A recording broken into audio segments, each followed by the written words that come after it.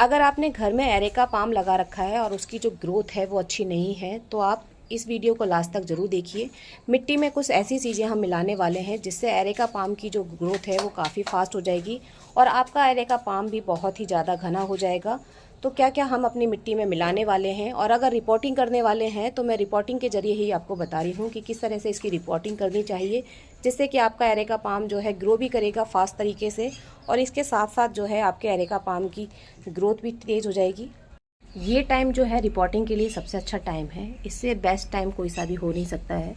अगर आपने नर्सरी से प्लांट खरीदे हुए हैं और उनको आपको घर में लाकर 6 से 7 दिन या 10 दिन के करीब हो गए हैं तो ये आप रिपोर्टिंग कर सकते हैं। जैसे कि आप देख रहे हैं एरेका पाम है और एरेका पाम के साथ में आप देख रहे हैं सेरेमिक पॉट मैंने खरीदे हुए हैं और इन दोनों प्लांट्स को जो है मैं इन सेरेमिक प्लांट पॉट में ही शिफ्ट करने वाली हूँ, रिपोर्ट करने वाली हूँ। तो इनकी रिपोर्टिंग किस तरीके से करेंगे, क्योंकि अगर हम इनकी रिपोर्टिंग नहीं करेंगे तो ये ख़राब नहीं होंगे, लेकिन इनकी जो ग्रोथ है वो काफ़ी स्लो रहेगी। और इस टाइम पर अगर हम इनकी रिपोर्टिंग कर लेते हैं तो इनकी जो ग्रोथ है वो फास्ट हो जाएगी, क्योंकि ये टाइम जो होता है प्लांट बहुत ज़्यादा अच्छे से ग्रो करते हैं। तो हम करने वाले हैं इनकी रिपोर्टिंग और इनको जो है इस तरह से ख़राब होने से भी बचा सकते हैं, क्योंकि इनमें जो आप देख रहे हैं जगह जगह पर लीफ बर्न का भी प्रॉब्लम हो रहा है। तो इनको रिपोर्ट करने से पहले सबसे पहले इनको ग्रो बैग से बाहर निकालना रहेगा, क्योंकि आप देखिए ये जो एक चिकनी सी मिट्टी होती है ब्लैक कलर की उसमें लगा हुआ है और इस मिट्टी से निकाल कर ही हम इसको लगाएंगे सेरेमिक पॉट में। क्योंकि अगर एक बार हमने इनको सेरेमिक पॉट में लगा दिया और ये मिट्टी अगर हमने रहने दी तो आप देखेंगे कि इस मिट्टी की वजह से जो प्लांट है वो गलकर ख़राब हो जाएगा, क्योंकि इसमें पानी जो है काफ़ी टाइम तक रहता है। नर्सरी वाले इसी मिट्टी में लगाते हैं क्योंकि उनको पता रहता है कि उनको कब किस प्लांट को पानी डालना है और वो ऐसी जगह पर रखते हैं जहाँ उनके प्लांट्स जो है ख़राब नहीं होते हैं। लेकिन हमें इसमें से अपने पॉट को निकालना बहुत ज़्यादा ज़रूरी है। ये देखिए ये हमने निकाला इसको, इसकी रूट्स कितनी अच्छी हैं ग्रो बैग के अंदर से बाहर।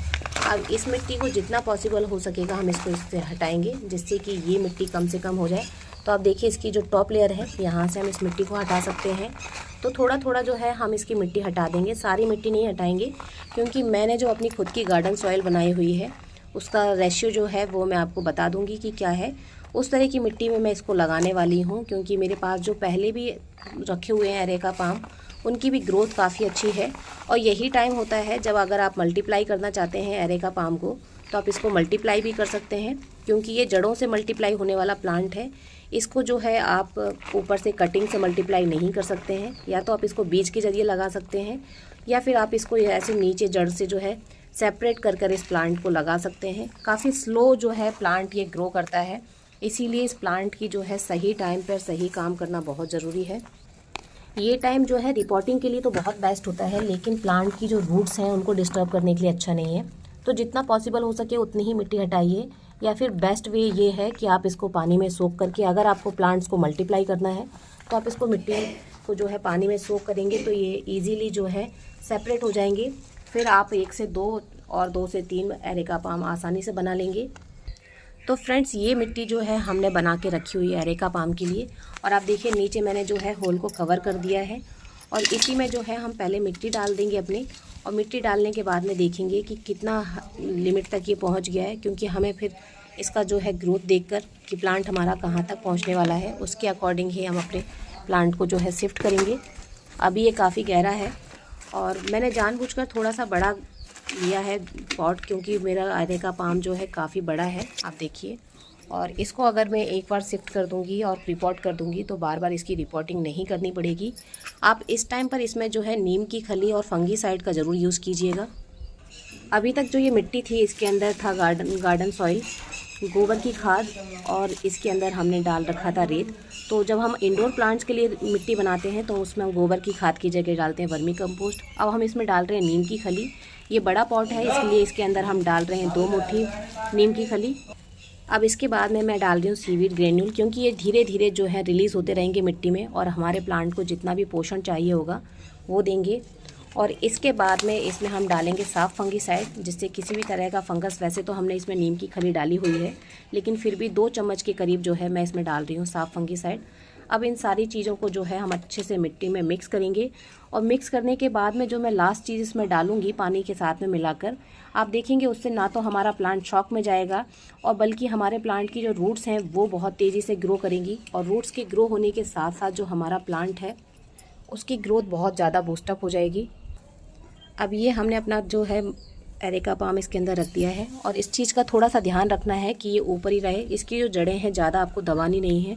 ऊपर से भी अगर थोड़ी सी मिट्टी को हवा मिलेगी तो प्लांट जो है बहुत अच्छे से ग्रो करता है।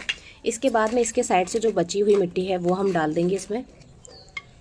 ये जो जितनी भी मिट्टी हम साइड से इसको कवर कर देंगे और आप देखिएगा कि मैं इसको जो है ज़्यादा मिट्टी में दबाने वाली नहीं हूँ। जितना ऊपर से ये प्लांट पहले से दबा हुआ था मिट्टी में, केवल उतना ही इसको हम फिलअप करेंगे, उससे ज़्यादा हम इसको फिल नहीं करने वाले हैं ऊपर से, जिससे कि इसका एरिएशन जो है बहुत अच्छा बना रहेगा। अब इसके बाद इसमें टाइम है पानी डालने का। तो जैसा कि मैंने आपको बताया था, इसकी पानी में हम एक ऐसी चीज़ मिलाएंगे जिससे इसकी जो रूट्स हैं उनकी ग्रोथ बहुत अच्छी होगी और साथ ही साथ जो है हमारे प्लांट की ग्रोथ भी बढ़ जाएगी। तो ये आप देख रहे हैं ह्यूमिक एसिड। ह्यूमिक एसिड जो है 1 पिंच हमें लेना है और ये पानी में बहुत ही जल्दी से मिक्स हो जाता है। आप देखिए इस तरह से, और इसका एक ये ब्लैक मिक्सचर हमें मिलकर तैयार हो गया है। ये पूरे तरीके से ऑर्गेनिक होता है। इसका जब आप अपने प्लांट में यूज़ करेंगे तो आपके प्लांट की जो ग्रोथ है वो बहुत बूस्टअप होगी, क्योंकि ये प्लांट्स की जो रूट्स होती हैं उनको बहुत तेज़ी से बढ़ाता है। आपकी मिट्टी में जितने भी पोषक तत्व आपने डाल रखे हैं जो कि आपके प्लांट के पास अगर नहीं भी पहुँच रहे हैं तो इसका काम है ये सारे पोषक तत्वों को आपके प्लांट के पास तक पहुँचाएगा। दूसरी चीज़, जब आप इसको डालेंगे और आप नया प्लांट कोई रिपोर्ट कर रहे हैं तो आपके प्लांट को जो है शॉक में जाने से बचाएगा। प्रकाश संश्लेषण की जो क्रिया है उसको तेज करेगा। इसके ऊपर मैंने पूरा एक डिटेल वीडियो बनाया हुआ है जो कि आप देख सकते हैं। इस टाइम पर इसको डालने के बाद में एरेका पाम को जो है हमें फुल सनलाइट में नहीं रखना होता है। ऐसी जगह पर रखेंगे जहाँ पर इसको इनडायरेक्ट सनलाइट मिलेगी और वहाँ पर रखकर हम इसको छोड़ देंगे। और क्योंकि आपने इसमें ह्यूमिक एसिड डाला है और बाकी की चीज़ें जो मैंने आपको बताई थी वो हमने मिक्स की हुई हैं, तो आप देखेंगे कि बारिश के टाइम पर हमारे प्लांट की जो ग्रोथ है वो काफ़ी तेज़ होने वाली है। वीडियो पसंद आया है तो वीडियो को लाइक ज़रूर कीजिएगा। चैनल पर पहली बार विजिट कर रहे हैं तो सब्सक्राइब करना बिल्कुल ना भूलें। हैप्पी गार्डनिंग फ्रेंड्स, धन्यवाद।